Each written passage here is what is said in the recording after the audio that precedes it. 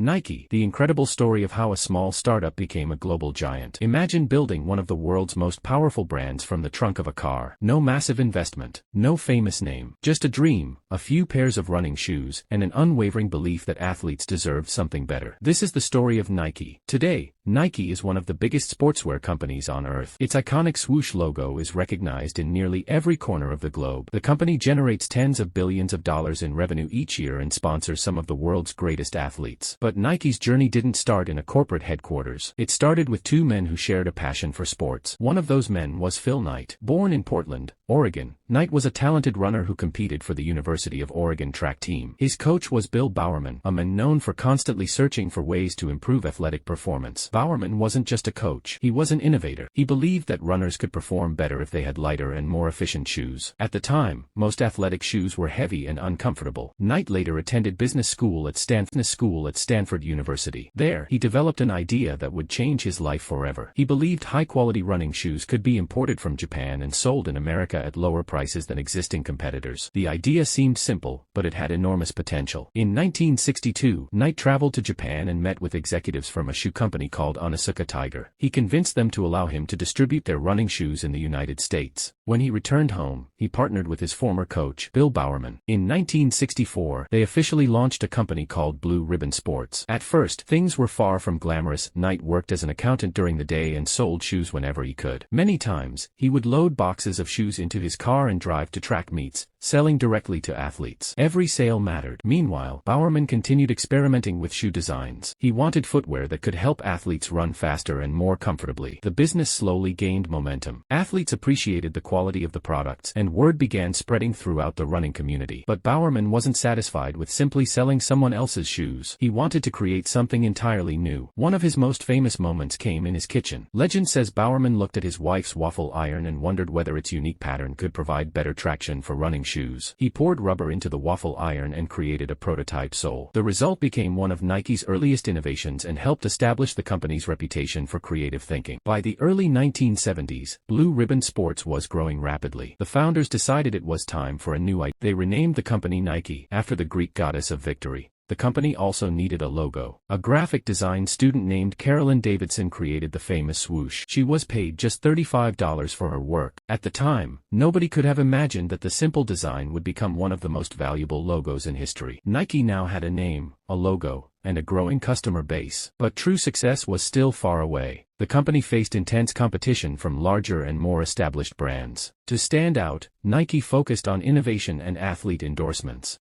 This strategy would eventually transform the entire sports industry. One of Nike's earliest stars was Steve Prefontaine, a legendary American distance runner. Prefontaine became the face of Nike's running movement. His rebellious attitude and competitive spirit matched the brand's identity perfectly. Nike's popularity among runners continued growing throughout the 1970s. Sales increased dramatically. The company expanded into new sports and new markets. Then came one of the most important decisions in business history. In 1984, Nike signed a young basketball player named Michael Jordan. At the time, Jordan was entering the NBA and had not yet become a global superstar. Many people viewed the deal as risky. Nike saw something special. The company created a signature shoe called Air Jordan. The launch exceeded all expectations. Fans rushed to buy the shoes. Athletes wanted to wear them. The Air Jordan brand became a cultural phenomenon. It wasn't just a basketball shoe. It was a symbol of style, ambition, and success. The partnership helped turn Nike into a dominant force in sportswear. The success of Air Jordan changed sports marketing forever. Soon, other brands began pursuing superstar athletes in the same way. Nike continued innovating. The company invested heavily in research and development. It introduced new cushioning technologies, lightweight materials, and performance-focused designs.